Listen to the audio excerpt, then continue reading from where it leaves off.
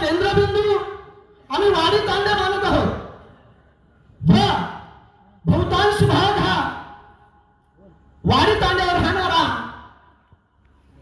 हा ओबीसी आहे। कुठल्याही प्रकारे कुठल्याही वाडी तांड्यावर कुठलाही विकास कामाचा महामेरू पोहोचलेला नाही। बांधवांनो, देश स्वातंत्र्य होऊन आज रोजी 75 वर्ष झाली। विकासाच्या बाबतीत जर समोर जायचं असेल तर गेली 75 वर्षाचे जे प्रश्न आहेत आजही आमच्या समोर ते प्रश्न आहेत। मग या मतदारसंघात निवडून आलेल्या आमदारांनी केलं का याचंही आत्मचिंतन होण्याची गरज आहे। मी जास्तीचा वेळ घेणार नाही, वेळ खूप झालाय। मला आयोजकांनी 5 ते 10 मिनिटाची संधी दिली। मी या शिराढोण खरंच बांधवांना यावेळेस आपल्याला सर्वांना एकजुटीनं एक मनानं आदरणीय प्राध्यापक मनोहर धोंडे सरांच्या पाठीमागे उभा टाकायचं, त्यांना आशीर्वाद द्यायचे। व आता आमच्या पदाधिकाऱ्यांनी विषय काढला आरक्षणा बाबतीत 2 मिनिटं तुम्हाला सार सांगतो आणि थांबतो। बांधवांनो, ज्या समाजातून ज्या घटकातून तत्पूर्वी सरांनी कोणा जातीने जन्म घ्यावा कोणाच्या पोटी जन्म घ्यावा त्यांच्या हातात नसून गेली 40 वर्ष ते केवळ संघर्ष करीत राहिले। पण यावेळेस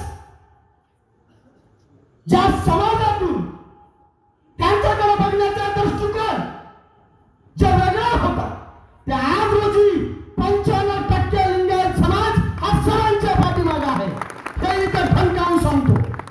आरक्षणाच्या बाबतीत बोलण्याचं सांगतो। महाराष्ट्रभर एक प्रत्येकाच्या मनामध्ये एक अस्थिरता निर्माण झाली।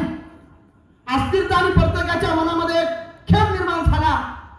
एक असंतोष संबंध महाराष्ट्रभर पसरला आणि प्रत्येकाला वाटून आलं कुठेतरी आता आपलाही स्वाभिमान आपल्याही बाजू सभागृहात मांडणारं नेतृत्व आपल्याला निवडून द्यावं लागेल। ही काळाची गरज आहे बांधवांनो।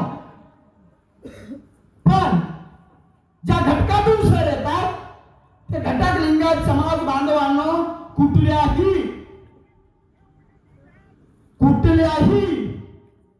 कोण्याही ठिकाणी कुठेही या लिंगायत बांधवांच्या आरक्षणाच्या बाबतीत कुठल्या मुलाचं नुकसान झालं असं मला सांगावं कोणी हातवारी करून। अरे बांधवांनो, हजारो मोर्चे झाले, हजारो आंदोलन झाले, तरीही आरक्षणाच्या बाबतीत विचार करताना ज्या माणसाने आपल्याला 21 जाती लिंगायतामध्ये आणल्या आणि आपल्या हजारो लेकरा बाळांचं सोनं झालं, मोठमोठ्या अधिकारी झाले। जाता जाता एवढं सांगतो, बोलण्यासारखं भरपूर, वेळ कमी आहे। या शिराढोण नगरी मधल्या सर्व पंचक्रोशीतून आलेल्या सर्व मंडळींना विनंती करतो, यावेळेस तन-मन-धनानं दर निश्चय करा। या शिराढोण नगरीमधून जाताना एक शिदोरी घेऊन जा आणि एक वज्रमुठ तयार करा आणि आदरणीय मनोहर धोंडे सरांना आशीर्वाद द्या। एवढंच या ठिकाणी सांगतो आणि थांबतो। जय हिंद, जय महाराष्ट्र, जय भौज। धन्यवाद।